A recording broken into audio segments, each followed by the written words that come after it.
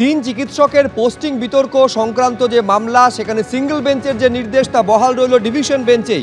আপনারা জানেন যে রাজ্যের তরফে এই আবেদন জানানো হয়েছিল যে পোস্টিং বিতর্ক সংক্রান্ত মামলা স্যাট অর্থাৎ স্টেট অ্যাডমিনিস্ট্রেটিভ ট্রাইব্যুনালে যেন পাঠানো হয়, তা আগেই খারিজ হয়ে গেছে সিঙ্গেল বেঞ্চে। এবার সেই নির্দেশই বহাল থাকলো ডিভিশন বেঞ্চে।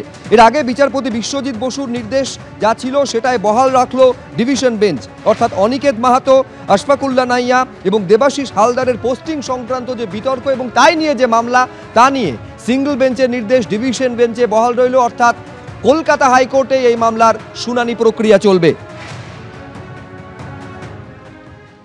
আজকে ডিভিশন বেঞ্চ পরিষ্কারভাবে জানিয়ে দিয়েছে যে সিঙ্গেল বেঞ্চের যে অবজারভেশন, যে রায়, সেই রায় সঠিক এবং সিনিয়র রেসিডেন্ট যারা, তারা কোনোভাবেই সরকারি কর্মচারীর কথা যে সরকার পক্ষের থেকে বলতে চাইছে তার সাথে কখনোই সঙ্গতিপূর্ণ নয়। এই জায়গাটাকে অত্যন্ত পরিষ্কারভাবে রেখেছেন। রাখার পর আমাদের কেস যে হাইকোর্টের শোনার সম্পূর্ণরূপে এখতিয়ার আছে, সেই জায়গাও তিনি পরিষ্কারভাবে তার জাজমেন্টে রেখেছেন এবং পাশাপাশি স্টেটের যে এই আবেদন ছিল সেই আবেদনকে সম্পূর্ণরূপে বাতিল করেছে, ডিসমিস করে দিয়েছেন। আমরা যে প্রশ্নটা তুলেছি যে একটা মেরিট বেসড কাউন্সেলিং সিস্টেমকে কেন আপনি ভায়োলেট করতে চাইছেন, তাহলে স্বচ্ছতার দাবি আমরা বারবার তুলেছি এই আন্দোলনে।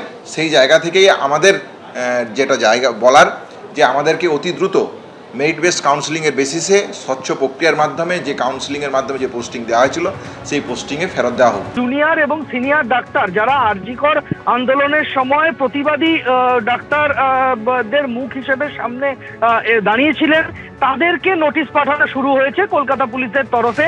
হেয়ার স্ট্রিট থানা এবং বউবাজার থানার নোটিশ তারা পাচ্ছিলেন, কিন্তু একটা অদ্ভুত ঘটনা ঘটেছে যে 8টি পৃথক মামলায় একই জুনিয়র ডাক্তারকে 8খানা পৃথক নোটিশ পাঠানো হয়েছে। এই ঘটনাটি ঘটেছে জুনিয়র চিকিৎসক অনিন্দ্য সুন্দর মণ্ডলের সঙ্গে।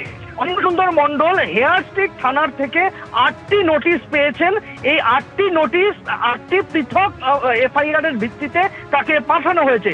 আমরা দেখতে পাচ্ছি যে গত বছরের 5ই অক্টোবর থেকে 21শে অক্টোবর এই সময়ের মধ্যে এই 8টি পৃথক মামলা রুজু করে হেয়ার স্ট্রিট থানার পুলিশ। আমরা জানি যে সে সময় ধর্মতলায় জুনিয়র ডাক্তারদের অনশন এবং বিক্ষোভ কর্মসূচি চলছিল, লাগাতার সে সময় আন্দোলন হচ্ছিল। ঠিক সেই সময় এই এফআইআর গুলো হয়েছে। এফআইআর এর 8টি পৃথক নাম্বার রয়েছে: 248, 259, 262, 263, 266, 269, 279 এবং 280 নম্বর এফআইআর গত বছরের অক্টোবর মাসের 5 তারিখ থেকে 21 তারিখের মধ্যে এই এফআইআর গুলি দায়ের হয়েছিল।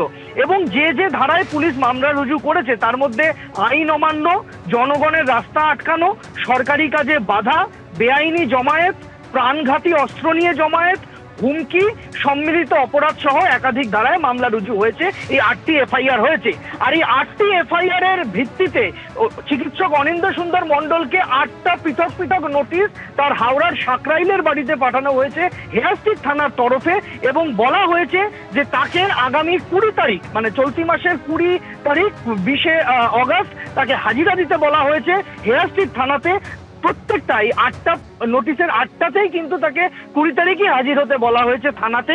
এবং এ নিয়ে জুনিয়র চিকিৎসকরা ইতিমধ্যেই সরব হয়েছেন।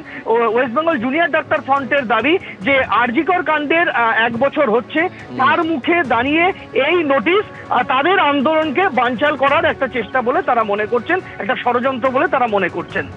বেশ সন্দীপ, আপাতত তোমায় ধন্যবাদ। এটা শুধুমাত্র একজন জুনিয়র চিকিৎসককে এই যে সমন পাঠানো হয়েছে এমনটা নয়।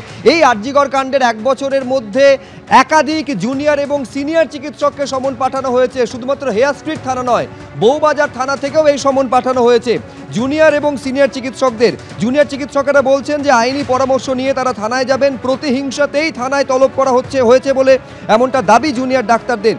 ভয় দেখিয়ে লাভ নেই, আন্দোলন চলবে জানিয়ে দিচ্ছেন সিনিয়র ডাক্তাররা। পাল্টা মেডিকেল কাউন্সিল সদস্যের দাবি, কেউ তো আর আইনের ঊর্ধ্বে নয়।